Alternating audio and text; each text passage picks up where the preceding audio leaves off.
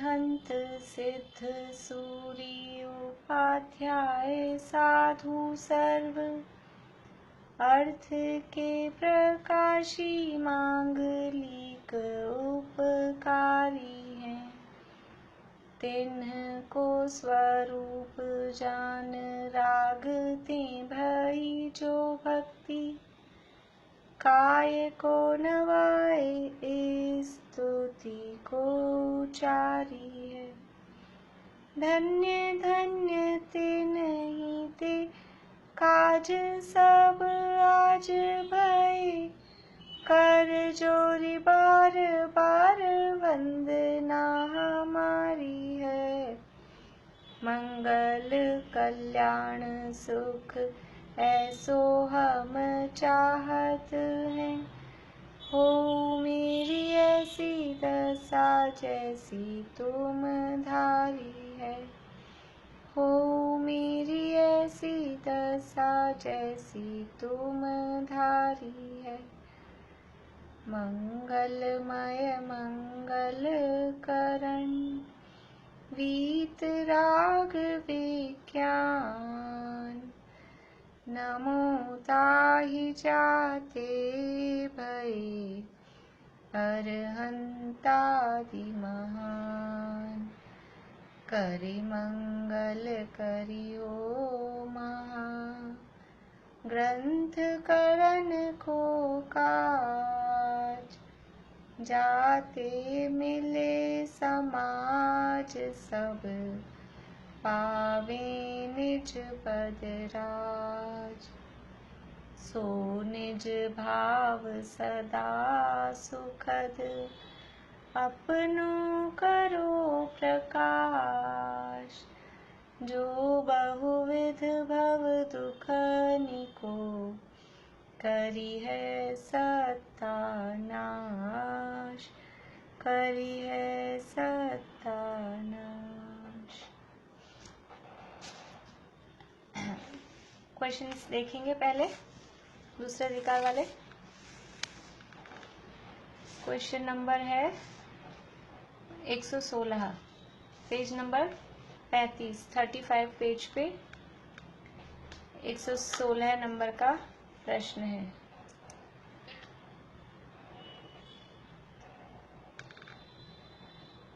किन जीवों को कौन सा शुद्ध ज्ञान होता है? हाँ स्मिता आंटी बोलिए। आदि असंगी जीवों को अनरक्षात्मक शुद्ध ज्ञान होता है और संगी पंचेंद्रियों को दोनों। हाँ एक इंद्रियों को अनक्षरात्मक एक इंद्रिय से लेके असंगी तक अनक्षरात्मक और संगी पंचेंद्रियों को अक्षरात्मक और अनक्षरात्मक दोनों प्रकार के शुद्ध ज्ञान होते हैं। अवधि ज्ञान किसे कहते हैं?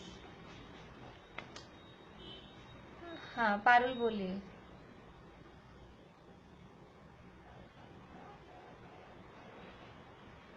अपनी मर्यादा के अनुसार शेष काल का प्रमाण लेकर दूसरे पदार्थों को स्पष्ट रूप से जिसके द्वारा जाना जाए वह अवधि ज्ञान है। बढ़िया। अपनी मर्यादा के अनुसार क्षेत्र काल, यहाँ क्षेत्र काल अकेला लिखा है लेकिन वो चारों चीजें हैं। द्रव्य क्षेत्र काल भाव का प्रमाण लेकर रूपी पदार्थों को स्पष्ट रूप से जाना जाए। स्पष्ट रूप से जाना जाए अर्थात आत्मा के द्वारा सीधा प्रत्यक्ष जाना जाए, वो अवधि ज्ञान है। अवधि ज्ञान के स्वामी बताइए। अवधि ज्ञान के स्वामी। हाँ ममता भाभी।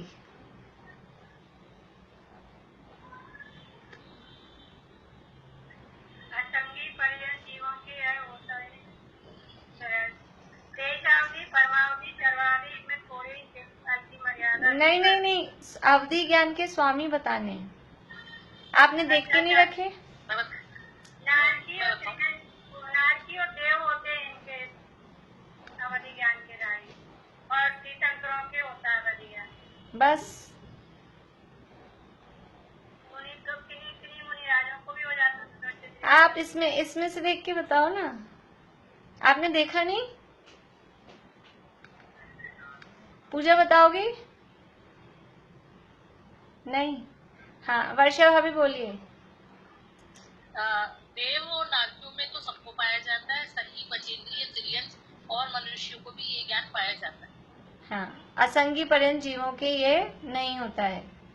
अवधि ज्ञान के स्वामी देवों और नारकियों में तो सबको पाया जाएगा, यानी और उसको शॉर्ट करके कहें तो चारों गतियों में अवधि ज्ञान पाया जाता है। अवधि ज्ञान के स्वामी तो चारों गतियों में है, लेकिन देवों और नारकियों में तो कंपलसरी रूप से पाया ही जाता है, सबको पाया जाता है। और मनुष्य और तिर्यंचों में किसी किसी मनुष्य को और संगी पंचेंद्रिय तिर्यंच को पाया जाएगा। एक इंद्रिय से असंगी तक के जो तिर्यंच हैं उनको अवधि ज्ञान नहीं हो सकता। अवधि ज्ञान किसके अधीन है? अवधि ज्ञान किसके अधीन है? हाँ, वंदना भाभी बोलिए।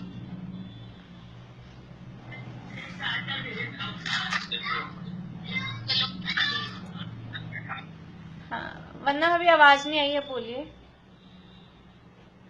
यह शारीरिक पुद्गलों के अधीन है। हाँ, यह शरीर आदिक पुद्गलों के अधीन है। बढ़िया। अवधि ज्ञान के कितने भेद हैं और उनके स्वामी भी बताइए। अब अवधि ज्ञान के जो भेद हैं और उनके स्वामी। निशांती।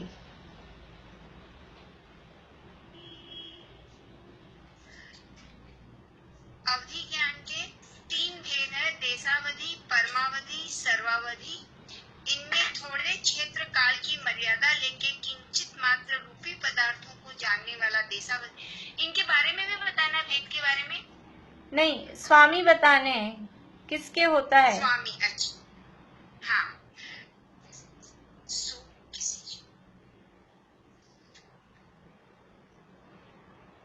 तो अलग से इसमें किताब में तो नहीं है। हाँ, किताब में नहीं, अलग से ही बताना है। हाँ, हाँ।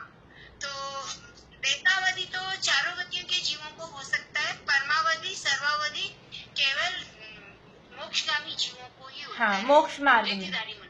मोक्ष मार्ग, ये नीचे लिखा है परमावधि और सर्वावधि, ये ज्ञान तो मोक्ष मार्ग में होते हैं, यानी मोक्ष मार्गी जीवों को होते हैं। और देशावधि वो चारों गतियों में किसी भी जीव को, किसी ही जीव के हो सकता है। हाँ, आज तैयारी की भी थी इसकी तो ज्ञान मार्गी नाम। चक्षु दर्शन किसे कहते हैं, उसके स्वामी भी बताइए। चक्षु दर्शन किसे कहते हैं, स्वामी मतलब है वो किसको हो सकता है। हाँ, पूर्णिमा आंटी बोलेंगे।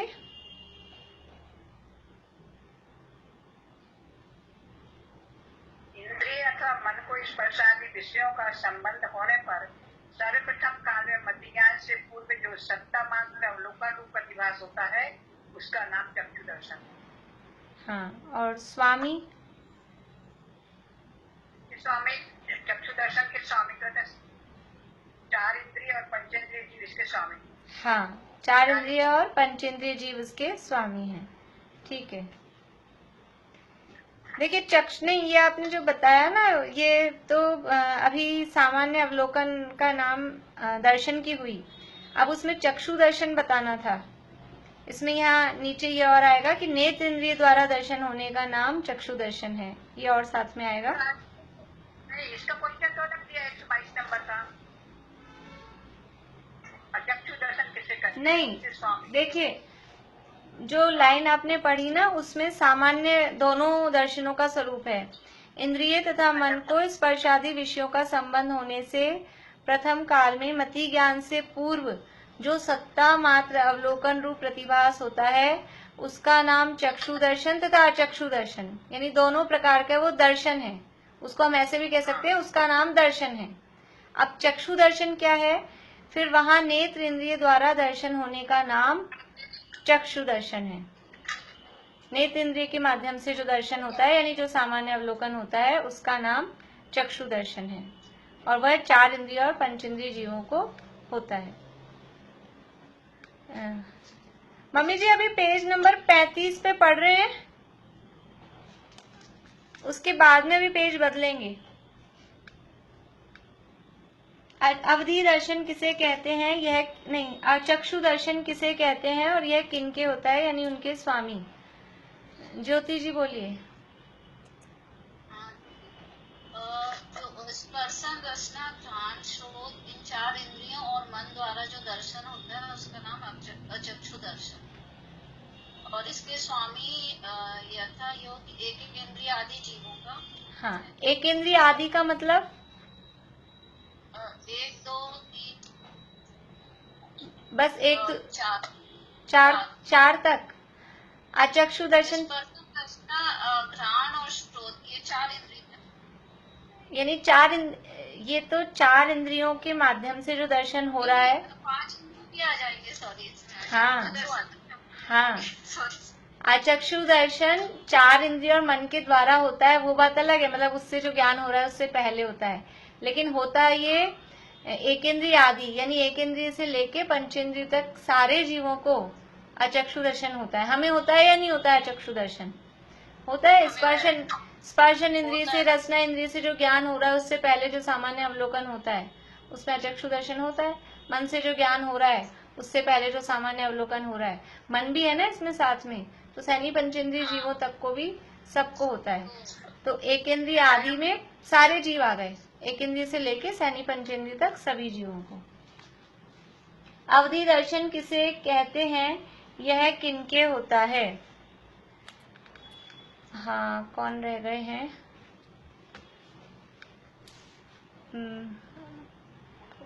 कोई बताना चाहेंगे अपने आप से?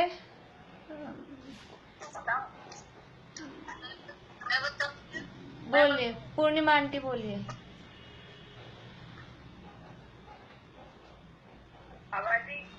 अवधि के विषयों का संबंध होने पर अवधि ज्ञान के पूर्व जो सत्ता मात्र अवलोकन रूप प्रतिभास होता है उसे अवधि दर्शन कहते हैं। हाँ, और ये किसके होता है? स्वामी किसके होता है?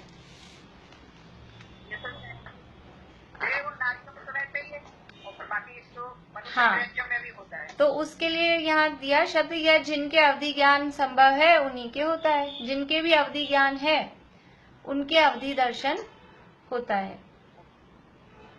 चलिए, इतने ही थे ना? आगे अब आ जाइए, अपना है पेज नंबर 70 नंबर पेज है, 70 नंबर पेज, तीसरा अधिकार।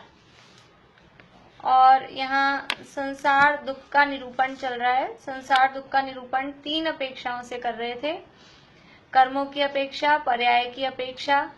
तो कर्मों की अपेक्षा से संसार में कैसा दुख है वो बताया। इसके बाद पर्याय की अपेक्षा से होने वाला दुख बताया, एक इंद्रियों को, विकलेंद्रियों को, पंचेंद्रियों को, फिर अलग अलग गतियों की अपेक्षा। अब बता रहे हैं दुख का सामान्य स्वरूप। ये दुख का सामान्य स्वरूप क्या है? सामान्य का मतलब क्या होता है? सामान्य का मतलब है कि किसी भी टाइप का दुख हो, वो यानी वो चीज उसमें कॉमन होगी। सामान्य का मतलब वही होता है ना, कॉमन, कि हम सामान्य क्या है, किसी भी चीजों में हम देखते हैं ये तो सामान्य बात है, यानी ये चीज तो सब में होगी ही होगी। जो समझ लीजिए मनुष्य हैं, तो मनुष्य हैं तो मनुष्यों में सामान्य क्या है कि 2 हाथ हैं, 2 पांव हैं, 2 आंखें हैं, ये सामान्य है। फिर उसमें विशेष कि किसी की आंखें कैसी है, किसी के किस तरह के हैं, वो विशेष हो गया। लेकिन एक ये चीजें होंगी। तो दुख का सामान्य स्वरूप, सामान्य का मतलब है कि जहाँ कहीं भी जो भी दुख है उसमें ये बात जो ये बता रहे हैं ये चीजें उसमें कॉमन होंगी। सामान्य शब्द और भी कहीं आता है अपने, सामान्य गुण, जो गुण सभी द्रव्यों में पाए जाते हैं वो सामान्य गुण, मतलब कॉमन है, वो सब में पाए जाएंगे। तो यहाँ ये दुख का आप सामान्य स्वरूप बता रहे हैं। पहले तो कर्मों की तरफ से और पर्याय की तरफ से बता के कुछ विशेषता बताई थी। अब ये सामान्य, ये इन्हीं दोनों में से जो कर्मों की तरफ से हमने पढ़ा और पर्याय की अपेक्षा से पढ़ा, उसी में से अब कुछ कॉमन चीज छांट रहे हैं। मैथमेटिक्स के कुछ सम सॉल्व करते हैं, ब्रैकेट बने होते हैं, तो फिर पहले कुछ कॉमन ले लेते हैं। किसी को ध्यान हो, मैथ्स में करते हैं तो पहले एक चीज कॉमन ले लेते हैं, फिर कॉमन लेने के बाद में फिर उसको सॉल्व करते हैं। तो अब यहाँ वो बता दिया है कॉमन क्या है, ये दुख का सामान्य स्वरूप क्या है। कोई सा भी किसी भी प्रकार का किसी भी तरफ से देखेंगे ये चीज उसमें पाई ही जाएगी। अब इस सर्व दुख का सामान्य स्वरूप कहते हैं। ये जो दुख है, जितना दुख हो रहा है, समस्त दुख का सामान्य स्वरूप कहते हैं। दुख का लक्षण आकुलता है और आकुलता इच्छा होने पर होती है। यह है सामान्य स्वरूप। दुख का लक्षण क्या है? लक्षण किसे कहते हैं? लक्षण किसे कहते हैं? पारुल को पता है लक्षण किसे कहते हैं? नहीं। पूजा को मालूम? हाँ बोलिए ज्योति जी। करता है चीजों को। हाँ, बहुत सारी मिली हुई चीजों में से किसी एक चीज को हमें छांटना हो तो उस अलग करने वाले जो पहचान का चिन्ह है, उस पहचान के चिन्ह को लक्षण कहते हैं। किसी वस्तु को अन्य वस्तुओं से अलग पहचानना हो तो अलग पहचानने का जो चिन्ह है, उस चिन्ह को लक्षण कहते हैं। ये लक्षण कैसा होता है?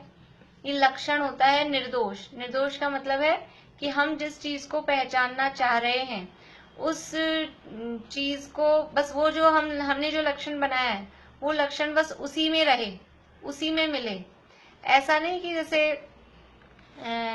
लक्षण तो हमको देखना था गाय का लक्षण, गाय कैसी होती है, गाय को पहचानना है कि गाय किसे कहते हैं, कौन सी होती है गाय। तो गाय का लक्षण क्या बना दिया कि जिसके सिर पे सींग होते हैं।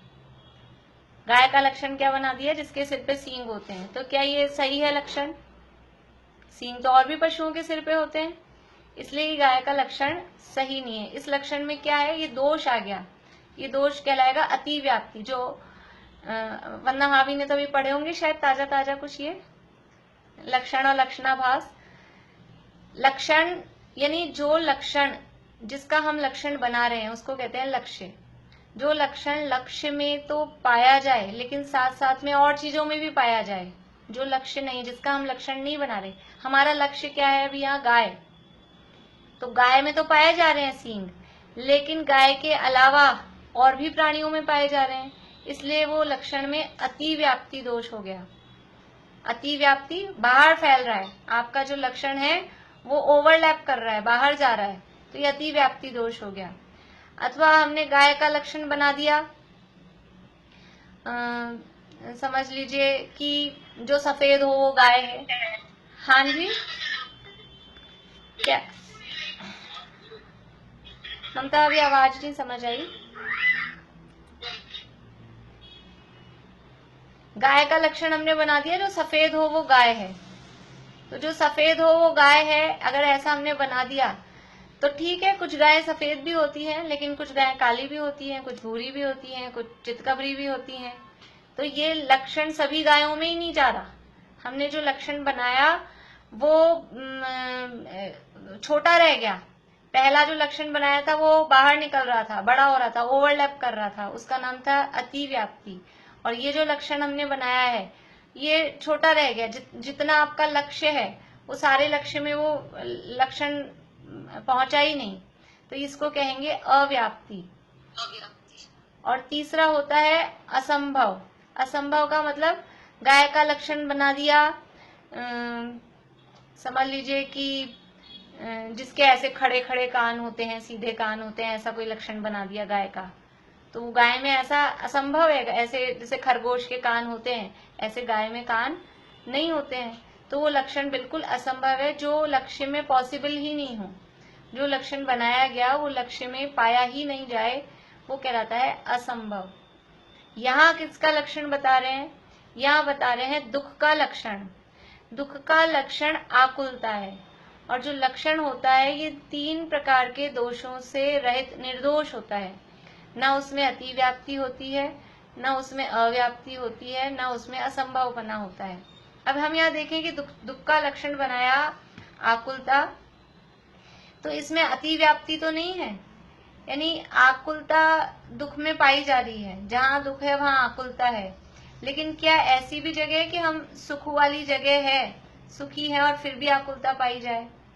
तो ऐसा नहीं है। जो वास्तव में पूर्ण सुखी हैं, जहाँ सुख है वहाँ आकुलता नहीं है, और जहाँ दुख है वहाँ आकुलता है, इसलिए अतिव्याप्ति नहीं है।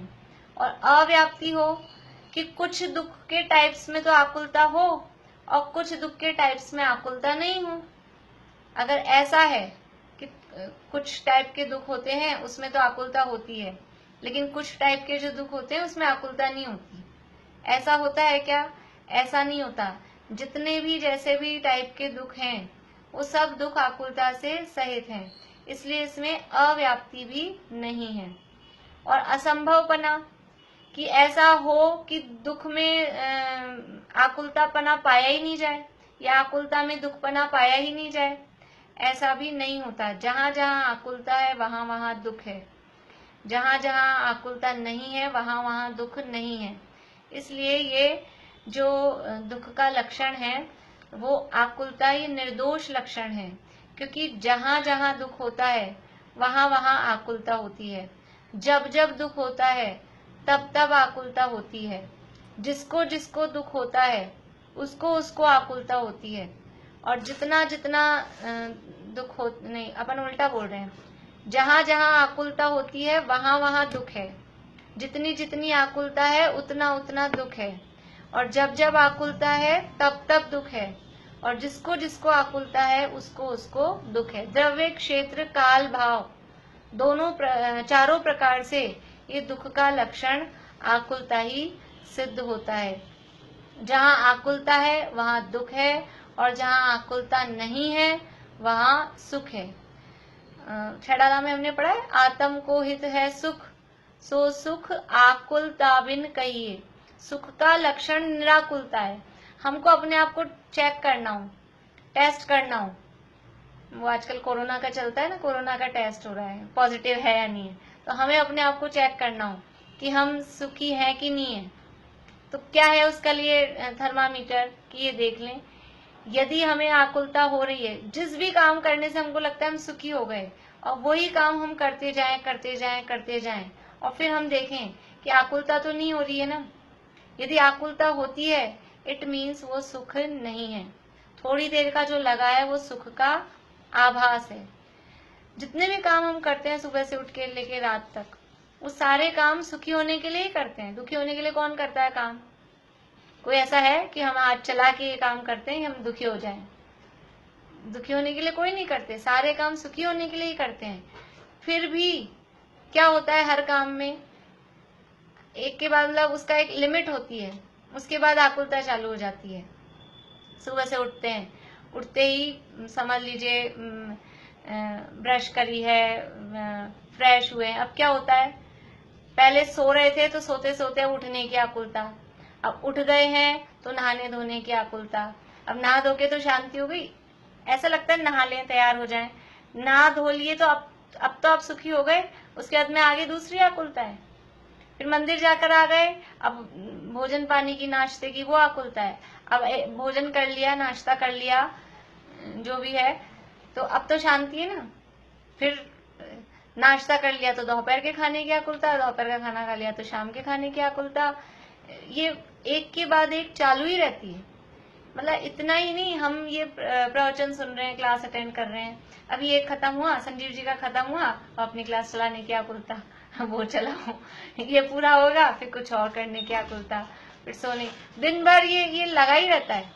और अगर हम ये क्यों सुन रहे हैं, हम क्लास सुनते हैं, अच्छा लगता है, सुखी हो जाते हैं, सुखी हो जाते हैं, थोड़ा भी अभी टाइम ज्यादा होने लग जाए, आधा आधा घंटा ज्यादा खींच लिया जाए, तो क्या होता है, कहने में तो कहेंगे मजा आ रहा है मजा आ रहा है, लेकिन फिर क्या होता है, हमारे सारे काम डिले हो गए, ये रह गया वो रह गया। शाम की क्लास में अगर ऐसा हो जाए, 4 के तो 4:15 हो ही जाते हैं आजकल, और फिर 4:30 पौने 5 हो जाए, फिर क्या होता है, फिर आकुलता, अभी भोजन बनाने की आकुलता, रात हो जाएगी, जल्दी करो। इसका मतलब यह है कि हमको लगता है हम क्लास सुनने से सुखी हो रहे हैं, वो उस समय दुख की कमी होती है, लेकिन वो वास्तव में सच्चा सुख नहीं है। ये बात एकदम फैक्ट है, चाहे धार्मिक काम कर रहे हो चाहे लौकिक काम कर रहे हो, लेकिन जहाँ भी हमको विषय भोगों में भी थोड़ी देर शांति लगती है, समझ लीजिए इच्छा की थोड़ी देर पूर्ति होने पर, और अथवा ये शुभ भाव रूप काम हो, ये भी थोड़ी देर के लिए ही हमको कुछ आभास देते हैं, लेकिन वास्तव में ये सब क्योंकि आत्मा से बाहर की तरफ है। सुख कहाँ है? सुख अपने में है, सुख अंदर में है, और ये जो सारे काम हो रहे हैं सब बाहर की तरफ हैं। तो जो भी आत्म स्वरूप से बाहर के काम हैं वो निराकुलता रूप नहीं हो सकते। हाँ, इन कामों के माध्यम से हमको निराकुल होने का मार्ग मिल रहा है, वो बात अलग है, लेकिन फिर भी ये सब जितने भी काम हैं है तो उनमें आकुलता ही, किसी में कम दिखती है किसी में ज्यादा, वो फर्क हो सकता है, लेकिन ये सब तो है आकुलता रूपी। इसलिए दुख का लक्षण आकुलता है। और आकुलता कब होती है? ये आकुलता इच्छा होने पर होती है। दुख का लक्षण बताया है आकुलता, लेकिन ये आकुलता पैदा कहाँ से हो रही है? आकुलता होती क्यों है? ये आकुलता की जड़ है इच्छा। जितनी भी इच्छाएं हैं वो सब दुख स्वरूप है। इच्छा मात्र, इच्छा नाम ही वो इच्छा इज इक्वल्स टू दुख, इच्छा मात्र ही वो दुख स्वरूप है। ये आकुलता जो भी है वो इच्छा होने पर होती है। तब ये इच्छा कौन सी है? इच्छा किसे कहते हैं या इच्छा कितने प्रकार की होती है? इच्छाओं का स्वरूप अब यहाँ पर बता रहे हैं। दुख का सामान्य स्वरूप यानी दुख इज इक्वल्स टू इच्छा, और अब उस इच्छा का यहाँ स्वरूप बता रहे हैं। 4 भागों में इच्छाओं को बांटा है। ये जो इच्छाओं का स्वरूप यहाँ बता रहे हैं, किसी हम समझ लीजिए पूर्व के आगम उठा के देखेंगे, बड़े बड़े शास्त्र उठा के देखेंगे और हम सोचेंगे ऐसे मिल जाएं 4 प्रकार की इच्छाएं, ऐसा कहीं भेद प्रभेद, जैसे ज्ञान के भेद मिल जाएंगे, 5 प्रकार के ज्ञान हैं, प्रत्यक्ष ज्ञान है, परोक्ष ज्ञान है, ये परंपरा से चले आ रहे हैं। लेकिन ऐसा हम कहीं शास्त्रों में ढूंढे उठाएं, घुमटसार उठा लें, धवला उठा लें, कोई की ऐसे 4 प्रकार की इच्छाएं मिल जाए, ऐसे नाम के भेद कहीं नहीं मिलेंगे। ये टोडरमल जी साहब का मौलिक चिंतन है। ये मतलब मौलिक का मतलब है जिनागम में नहीं है ऐसा नहीं है, जिनागम में से ही उन्होंने पूरा शोध खोज के अपनी भाषा में हमारे समझने के लिए, हमारी लैंग्वेज में, हमको अपनी डेली रूटीन लाइफ में समझ में आ जाए। बड़े बड़े शास्त्रीय नाम दे देते हैं तो समझ में नहीं आता है, अपने पे हम उसको अप्लाई नहीं कर पाते। ये बिल्कुल हमारे पे जो हम अप्लाई कर सकें और हम समझ सकें कि वास्तव में इस तरह का हमारे साथ में होता है या नहीं होता है, और ऐसी इच्छाएं हमारे होती हैं तो वो हम आकुलित हैं या नहीं है, और हम दुखी हैं या नहीं है, ये उसको बताने के लिए उन्होंने अपने शब्दों में, ये उनका पूर्ण रूप से मौलिक चिंतन उन्होंने यहाँ पर बताया। देखिए 4 प्रकार की इच्छाएं। इस संसारी जीव के इच्छा अनेक प्रकार पाई जाती है। अनेक प्रकार की इच्छाएं जीवों को होती हैं। उस अनेक प्रकार की इच्छाओं को यहाँ 4 भागों में इन्होंने रख दिया है। पहला, एक इच्छा तो विषय ग्रहण की है। विषय मतलब 5 इंद्रियों के विषय, तो 5 इंद्रियों को के विषयों को ग्रहण करने की एक इच्छा है। ये सबसे पहले नंबर की इच्छा दी, विषय ग्रहण करने की इच्छा। उससे क्या होता है? उससे यह देखना जानना चाहता है। विषय ग्रहण करने की इच्छा है, विषय ग्रहण करने की इच्छा से देखना जानना चाहता है। तो देखना जानना चाहते हैं तो इसमें क्या हो गया? इसमें कौन सा दुख हो गया? देखना जानना चाहते हैं, देखना जानना हमारा स्वभाव है, इसलिए सर्व को देखें सर्व को जाने, ये तो हमारा स्वभाव ही है। इसमें कौन सा अपराध हो गया? इसमें कौन सा कष्ट हो गया? तो वास्तव में देखने जानने में कष्ट नहीं है, देखना जानना दुख रूप नहीं है। देखना जानना तो स्वभाव है, स्वभाव कभी दुख रूप नहीं होता। लेकिन उसके साथ में आगे क्या लिखा है? देखना जानना चाहता है। दिखे जानने में आए वो अलग मैटर है, लेकिन ये क्या है? देखना जानना चाहता है। ये जो चाहता है, चाह क्या है? चाह इज इक्वल्स टू इच्छा। तो ये जो देखने जानने की चाह है वो चाह इच्छा है। तो एक इच्छा तो विषय ग्रहण की है, उससे यह देखना जानना चाहता है। जैसे अब क्या क्या देखना जानना चाहता है? वर्ण देखने की, वर्ण रंग आदि देखने की। अब समझ लीजिए इसको जितना अपन विस्तार करें कि इधर क्या है, वर्ण में अकेला वर्ण दिया है, लेकिन जो भी आंखों से दिखाई देता है वो सब देखने की इच्छा। अभी समझ लीजिए जोर से बाहर आवाज आती है एकदम से रोड पे से, तो क्या हुआ? देखने की इच्छा, जानने की इच्छा। फिर समझ लीजिए किसी की कोई चीज लेकर, गिफ्ट है, पैक है, अंदर गिफ्ट पैकिंग में वो पैक है, तो इसके अंदर क्या है, वो देखने जानने की इच्छा अंदर से। कोई और चीजें हैं, किसी की शादी में गए हम तो दुल्हन को देखने की इच्छा, दूल्हे को देखने की इच्छा, ये देखना जानना चाहते हैं। देखना ही है, उससे कुछ अपने को काम नहीं है कि अपन साथ में उसको घर ले जाएंगे कि वो हमारे पांव दबाएगी, कि ऐसा कुछ भी नहीं है। बस देख लें, दुल्हन को देख चलें, देखने जानने की इच्छा। एल्बम देखते हैं, पूछते हैं। जो लोग हमारे पहले दादी जी थे, तो कहीं हम शादी में जाके आए तो क्या बना था जी मन में, अब वो खुद को खाना नहीं है, खुद जाते नहीं है, कुछ भी नहीं है, लेकिन इच्छा अंदर से बड़े लोगों को रहती है, कोई वो नहीं, उदाहरण के लिए बता रही हूँ, ऐसा जानने की इच्छा रहती है। तो वर्ण देखने की, राग सुनने की, वर्ण देखने की तो रहती है, हमें अपना वर्ण दिखाने की भी इच्छा रहती है। या तो देखने की तो है ही, हमारा कलर दिखे, हम गोरे दिखें, सुंदर दिखें, ये दिखाने की भी इच्छा, अपना घर दिखाने की इच्छा, ये सब क्या है, अपना स्टेटस दिखाएं, हमारा घर अच्छा दिखे, हमारी गाड़ी अच्छी दिखे, साफ सुथरी दिखे, और इस तरह की है, ये बढ़िया वाली है, ये सब जो भी चीजें, मोबाइल दिखाने की इच्छा, देखने की भी इच्छा है, दिखाने की भी इच्छा है। वर्ण देखने की, राग सुनने की, विभिन्न प्रकार के अलग अलग कर्ण इंद्रिय का विषय, एक एक इंद्रिय के विषय बता रहे हैं क्योंकि विषय ग्रहण करने की इच्छा है।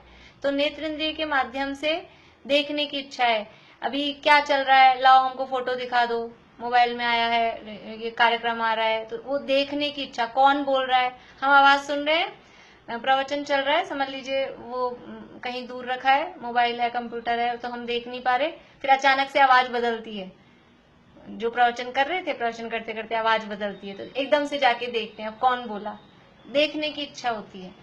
फिर अलग अलग राग सुनने की इच्छा, कि अब ये कौन बोल रहे हैं, कौन बोल रहे हैं, ये इस तरह का गाना सुन ले, ये सुन ले, इनका प्रवचन सुन ले, उनका प्रवचन सुन ले। मैं तो अपने लोगों के हिसाब से ज्यादा बता रही हूँ, गाने वाने और ये इतनी, समझ लीजिए जितने अभी की क्लास में तो जो लोग हैं वो तो सब प्रवचन सुनने के ही प्रेमी मुझे दिखाई देते हैं, गाने वाने तो सुनने वाले दिखते नहीं है। तो ये राग सुनने की इच्छा मतलब कर्ण इंद्रिय का विषय है, कर्ण इंद्रिय का विषय, ये सब भी कर्ण इंद्रिय का विषय। आजकल समझ लीजिए हम लोगों को जो ऐसा हो गया, एक के बाद एक इसका सुन लें, इसका सुन लें, वो कर्ण इंद्रिय के विषय जैसा हो गया। सुनकर विचार तो करें, विचार करने के लिए दिमाग खाली नहीं रह पाता है, एक का पूरा होता है दूसरे का चालू, दूसरे का पूरा होता है तीसरे का चालू, वो विचार करने के लिए फुर्सत ही नहीं है, और रात तक थक जाते हैं, अब सो जाओ, सुबह उठते से फिर चालू, 7 बजे से भी पूजा होती है, 6:30 से भी पूजा होती है, 8 बजे से भी पूजा होती है, कोई 8:30 बजे भी पूजा होती है, नहीं तो रिकॉर्डिंग रहती है, सुबह से उठते वो चला लो, उसके बाद में एक के बाद एक प्रवचन चालू ही रहता है। तो ये सब, ये क्या है, सुनने की इच्छा, इस वाले चैनल पे कौन सी पूजा हुई थी वो चला के देख लेते हैं, इस वाले चैनल पे कौन सी हो रही है वो चला के देख लेते हैं, ये सब क्या है, अलग अलग सुनने की इच्छा। अव्यक्त को जानने की इच्छा, अव्यक्त मतलब जो हमको दिखाई नहीं दे रहा है। अभी दादा उदाहरण देते हैं उसके लिए कि एक पर्दा लगा दो कहीं और उसके आगे लिख दो कि पीछे देखना मना है, अब देखो फिर क्या होता है, सब कोई रहेगा पीछे हो क्या रहा है, पीछे हो क्या रहा है क्या पीछे, और कुछ नहीं हो, केवल पर्दा लगा दिया, लेकिन अव्यक्त है, दिखाई नहीं दे रहा है, तो उस अव्यक्त को इतनी आकुलता हो जाती है, मतलब कि क्या बताएं कि पीछे आज हो क्या रहा है, चल क्या रहा है, कभी परेशान करना हो तो ये इत्यादि इच्छाएं होती हैं। ये पांचों इंद्रियों के संबंध में, कुछ भोजन में बनाया तो देख तो ले, चख तो ले कैसा बना है, हमें खाना नहीं है, पेट भरा हुआ है, बस चख लेंगे। ये चख लेंगे वाली चीज क्या है कि आपने कैसा बनाया है, कि कैसा बनाया, उसको टेस्ट करने की इच्छा है, इसका स्वाद कैसा है। इसी तरह से घ्राण इंद्रिय में समझ लीजिए, कोई भी चीज है, बाजार जाएंगे, सब्जी लेने जाएंगे तो सूंघ कर देखेंगे, और भी कोई भी चीजें होंगी तो सूंघ कर देखने की इच्छा, ये सब विषयों को ग्रहण करने की इच्छा होती है। वहां अन्य कोई पीड़ा नहीं है। अभी हमको पर्दा लग गया, हमको पीछे जानने की इच्छा हो रही है, तो कोई हमारे शरीर में दर्द हो रहा है, सिर दुख रहा है, पांव दुख रहे हैं, कमर दर्द हो रहा है, ऐसा कुछ भी नहीं है, बुखार हो गया, जुकाम हो गई, ऐसा भी कुछ भी नहीं है, भूख लग गई, प्यास लग गई, वो भी कुछ भी नहीं है, अन्य कोई पीड़ा नहीं है। फिर क्या है, लेकिन जब तक वो पता नहीं लग जाए कि पर्दे के पीछे क्या है, तब तक वो आकुलित रहती है, वो इच्छा के कारण। वहां अन्य कोई पीड़ा नहीं है, परंतु जब तक देखता जानता नहीं है तब तक महाव्याकुल रहता है। अभी समझ लीजिए रिजल्ट आए बच्चों के, तो रिजल्ट आ गए, लेकिन जब तक पता नहीं लगे अपना क्या आया, अपना क्या आया, आ गया होगा जो भी आया होगा, तुम जो करके आए होंगे पता ही होगा, लेकिन फिर भी जब तक वो पता नहीं लग जाए तब तक महाव्याकुल होता है। इस इच्छा का नाम विषय है। ये विषयों को ग्रहण करने की, नेटवर्क नहीं आ रहा मोबाइल में, तो अब वो क्या बोल रहे हैं पता ही नहीं चल रहा है, एक शब्द समझ में आ रहा है फिर दूसरा शब्द समझ में नहीं आ रहा है, तो फिर वो क्या बोल रहे हैं, ये सब तरह से कर्ण इंद्रिय के, नेत्र इंद्रिय के, पांचों इंद्रियों को विषय को ग्रहण करने की इस तरह से ये जो इच्छा है, वो इच्छा वास्तव में दुख का कारण है। देखो ये यहाँ कहाँ से लिया, हमने जो पीछे पूरा प्रकरण पढ़ा था कर्मों के उदय से लेके, तो ज्ञानावरण दर्शनावरण कर्म के उदय से जो दुख, क्षयोक्षम से जो दुख हुआ, वहां पर वो परंतु इच्छा है, शक्ति कम है परंतु वो इच्छा है, वहां से ये उन्होंने निकाला है सारा, समझ लीजिए सार निकाला है पीछे वाले पूरे प्रकरण में से, ये एक पेज में सार निकाल के रख दिया कि ये वास्तव में दुख है क्या, असली दुख का कारण क्या है, कि विषय ग्रहण करने की इच्छा। देखिए पेज नंबर 46-47 पे देखिए आप लोग एक बार।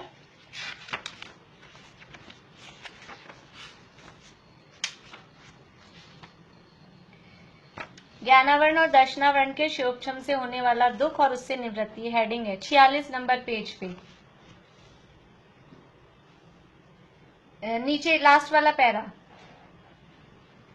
तथा मोह के आवेश से उन इंद्रियों के द्वारा विषय ग्रहण करने की इच्छा होती है। बिल्कुल ऐसी कैसी लाइन लिखी है, विषय ग्रहण करने की इच्छा होती है, और ये इच्छा है वो किस लिए हो रही है, मोह के कारण इच्छा है, ये मोहनीय कर्म जनित है, और उन विषयों का ग्रहण होने पर उस इच्छा के मिटने से निराकुल होता है, तब आनंद मानता है। अभी तो अपने को खाली इच्छा देखना है, इसी तरह से आगे भी देखिए पेज नंबर 47 पे फर्स्ट पैरा की लास्ट लाइन। इस प्रकार इस जीव को मोह के निमित्त से विषयों की इच्छा पाई जाती है, मोह के निमित्त से विषयों की इच्छा पाई जाती है।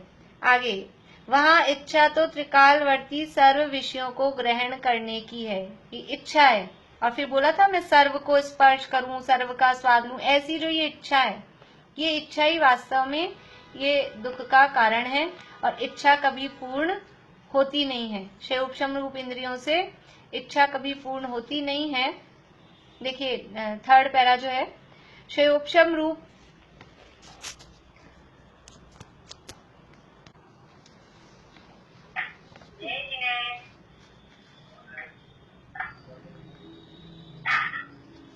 शुरू करते हैं। देखिए 47 पेज पे थर्ड पैरा देख रहे थे अपन। क्षयोक्षम रूप इंद्रियों से तो इच्छा पूर्ण होती नहीं है, इसलिए मोह के निमित्त से इंद्रियों को अपने अपने विषय ग्रहण की निरंतर इच्छा होती ही रहती है, उससे आकुलित होकर दुखी हो रहा है। ये पूरा का पूरा यहाँ पर प्रकरण दिया कि विषय ग्रहण करने की इच्छा है और उस इच्छा से आकुलित है, और उस आकुलता के ही वास्तव में वो आकुलता ही वो दुख है। इसी तरह से आगे हम और देखेंगे तो इस तरह के अपने को मिलेंगे। तो ये विषय ग्रहण करने की ये इच्छा है, ये पहली इच्छा हुई। इस इच्छा का नाम विषय है। याद करने के लिए इन्होंने नाम भी दे दिए हैं कि पहली इच्छा का नाम क्या है, विषय इच्छा। देखिए आगे, तथा विषय मतलब हमारे जैसे 5 इंद्रियों के विषय से ये दे रहे हैं। हाँ, विषय का मतलब वही विषय ग्रहण करने की इच्छा, उसको शॉर्ट में विषय इच्छा बोलते। हाँ, 5 इंद्रियों वाली। तथा एक इच्छा कषाय भावों के अनुसार कार्य करने की है, जिससे वह कार्य करना चाहता है। कषाय के अनुसार कि जो हमारे कषाय का उदय आया, आपको मैं अभी एक होमवर्क दे रही हूँ। ये जो कषाय भावों के अनुसार कार्य करने की इच्छा है, ये पीछे कहाँ आई है, पेज नंबर थोड़ा सा आपको पेज अपने को देखने, और दूसरे में भी आई है और तीसरे में भी आई है, दोनों में आई है। तो परसों कल तो छुट्टी है, संडे है, परसों आप लोग देख के आना कि कहाँ आई है। तो एक इच्छा कषाय भावों के अनुसार कार्य करने की है, जिससे वह कार्य करना चाहता है कि जैसी कषाय उत्पन्न हुई, क्रोध उत्पन्न हुआ तो क्रोध के अनुसार, मान उत्पन्न हुआ तो मान के अनुसार, मायाचारी कषाय है तो माया के अनुसार क्या कार्य करना चाहता है। पीछे पूरा प्रकरण दिया है, मिल जाएगा आपको, ज्यादा कठिनाई नहीं आएगी। जिससे वह कार्य करना चाहता है, जैसे बुरा करने की, हीन करने की इत्यादि इच्छा होती है। बुरा करने की इच्छा क्रोध के उदय में, क्रोध का उदय आया तो दूसरे का बुरा करने की इच्छा होती है।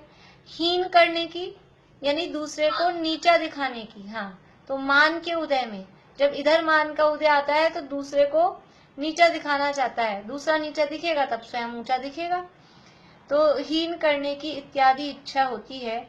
यहाँ भी अन्य कोई पीड़ा नहीं है, अन्य कोई पीड़ा नहीं। कषायों का उदय आया, क्रोध के अनुसार दूसरे का बुरा करने की इच्छा हो रही है, मान के अनुसार दूसरे को नीचा दिखाने की इच्छा हो रही है, तो कोई हाथ पांव नहीं दुख रहे हैं, कोई पेट नहीं दुख रहा है, जुकाम बुखार खांसी नहीं हुई है, भूख प्यास नहीं लग रही, ऐसे बाहर में अन्य कोई पीड़ा नहीं है।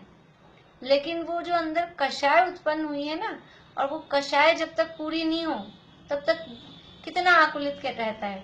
और कहते भी हैं दुनिया में, कहावत भी है, समझ लीजिए चलती है बात और फैक्ट भी है, शारीरिक दुख से ज्यादा बड़ा दुख मानसिक दुख है। अभी अंदर जो कषाय उत्पन्न हुई है ये क्या है, ये मानसिक कष्ट है। शरीर में सिर दुख जाए दवाई ले ले, बाम लगा ले, हाथ पांव दुख जाए उसका कुछ उपचार कर ले, लेकिन अंदर ये जो मानसिक दुख है, कषाय जो अंदर उत्पन्न हुई है, कषाय के अनुसार इसका ऐसा बुरा कर दें, इसका ऐसा कर दें, इसको इस तरह से नीचा दिखाएं, इसके साथ इस तरह से मायाचारी करें, लोभ का उदय आए तो ये मिल जाए, ये मिल जाए, ये जो अंदर चलता रहता है, वो अंदर जो इस तरह के परिणाम चलते हैं वो मानसिक, वो बहुत कष्ट देते हैं। तो यहाँ भी अन्य कोई पीड़ा नहीं है, परंतु जब तक वह कार्य न हो तब तक महाव्याकुल होता है। ये महाव्याकुलता क्या है, महाव्याकुल ऊपर भी दिया था, महाव्याकुल, ये महाव्याकुल है। ये समझ लीजिए मेंटली जो परेशान है, मानसिक जो कष्ट है, ये बहुत बड़ा है। और इसी के कारण ये फिर शारीरिक बीमारियां उसके कारण लग जाती हैं, जो शरीर में रोग हो जाते हैं, ये अंदर मानसिक टेंशन के कारण कषाय की पूर्ति नहीं हो पा रही है, और कषायों की पूर्ति से अंदर ही अंदर दुखी रहता है। और पीछे तो बता के आए हैं कि इतना दुखी हो जाता है कि आत्महत्या तक कर लेता है। तो उसके कारण वो महाव्याकुल होता है। इस इच्छा का नाम कषाय है। ये कषाय के कारण, कषाय का उदय आता है तो कषाय के उदय के कारण उसका पूरा करने की जो इच्छा है, कषायों के अनुसार कार्य करने की जो कषाय उत्पन्न हुई वो पूरा होनी चाहिए। किसी भी चीज का लोभ आ गया है तो अब हमको वो वस्तु प्राप्त होनी चाहिए। अब वो कैसे मिलेगी, तो उसके लिए सारी प्लानिंग होना। तो ये कषाय के अनुसार किसी को नीचा दिखाना है तो इसको किस तरह से नीचा दिखाना है, किसी का बुरा करना है तो किस तरह से बुरा करना है। और जब तक वो कषाय पूरी नहीं हो तब तक अंदर में महाआकुल, महाव्याकुल रहता है। तो इस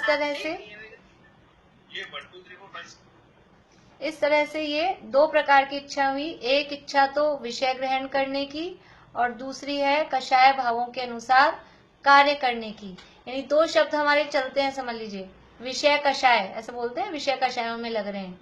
तो विषय क्या है, पांचों इंद्रियों के विषय स्पर्शन रसना घ्राण चक्षु कर्ण, ये पांचों इंद्रियों के विषयों को भोगने की इच्छा, ये विषय की इच्छा है।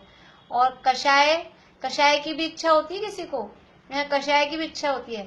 ऐसे बोलते हैं कभी कभी बहुत ऐसे गुस्सा करने का मन हो रहा है, जिसको अंदर से क्रोध का उदय आ रहा हो, कभी कभी हंसने का मन हो रहा है, हास्य भी तो कषाय ही है। तो ये मन होते हैं कि नहीं हो, मतलब कोई कोई कह देते हैं कि ऐसी इच्छा हो रही है, और नहीं तो फील करते हैं सब कि अंदर से बेचैन हो रहे हैं, क्रोध का उदय आ रहा है तो किस पे गुस्सा निकालें। तो और कोई नहीं मिलता है तो फिर कभी कोई तकियों पे, मान लीजिए कोई बाहर नहीं मिल रहा है, और वरना तो दादा ने लिखा है, धर्म के 10 लक्षण में लिखा है शायद, कि वो मास्टर जी घर पे पत्नी से लड़के गए तो स्कूल में कौन मिले मास्टर जी को, बच्चे, उन्होंने उन पे गुस्सा निकाल दिया। और माँ पत्नी के पास कौन थे घर में? खुद के बच्चे, उन्होंने अपने बच्चों पे निकाल दिया। तो वो कषाय को निकालने की, ऐसे बोलते हैं किस पे निकालें हम ये, वो कषाय को निकालने की मतलब कषाय के अनुसार कार्य करने की वो इच्छा। ये विषय और कषाय, ये दो जो समझ लीजिए जिसके कारण जीव दुखी है, उसकी ही इच्छा निरंतर होती है, उसके कारण महाव्याकुल होता है। इस प्रकार से ये दो इच्छाओं की बात अपनी हुई है। तीसरी इच्छा और चौथी इच्छा की चर्चा अपन परसों करेंगे। और आप चाहें, टाइम आपको हो तो ये इसका भी ढूंढ सकते हैं आप कि पाप के उदय से, जो तीसरी इच्छा है वो पाप के उदय से, तो ऐसे कहाँ पीछे प्रकरण दिए हैं कि पाप के उदय में कुछ परिस्थितियां बनती हैं, उसको दूर करने की जो इच्छा होती है वो तीसरी इच्छा है। मैं इसको भी पढ़ देती हूँ तो थोड़ा सा ख्याल में आ जाएगा, फिर अपन वापस से इस पे चर्चा करेंगे दोनों पे पीछे देख के। तीसरा है, एक इच्छा पाप के उदय से जो शरीर में या बाह्य अनिष्ट कारण मिलते हैं उनको दूर करने की। पाप का जो उदय आया उसको दूर करने की इच्छा है। जैसे रोग, पीड़ा, क्षुधा आदि का संयोग होने पर उन्हें दूर करने की इच्छा होती है। सो यहाँ यही पीड़ा मानता है। जब तक वह दूर न हो तब तक महाव्याकुल रहता है। इस इच्छा का नाम पाप का उदय है। इच्छा का नाम क्या है? पाप का उदय। पाप का उदय मतलब पाप के उदय को दूर करने की इच्छा। पूरा नाम तो जो पहली लाइन में दिया ना वही है, पाप के उदय को दूर करने की इच्छा। अब ये पाप का उदय में क्या क्या होता है, और पाप का उदय मतलब कौन से कर्म का उदय, उसमें क्या होता है, वो हम थोड़ा पीछे से मिलान करते हुए फिर इसकी चर्चा अपन मंडे को करेंगे। अभी यहीं पूरा करते हैं। किसी को कुछ पूछना है? दीदी आज के एग्जाम का रिजल्ट उसके आज बहुत टफ लगा मुझे।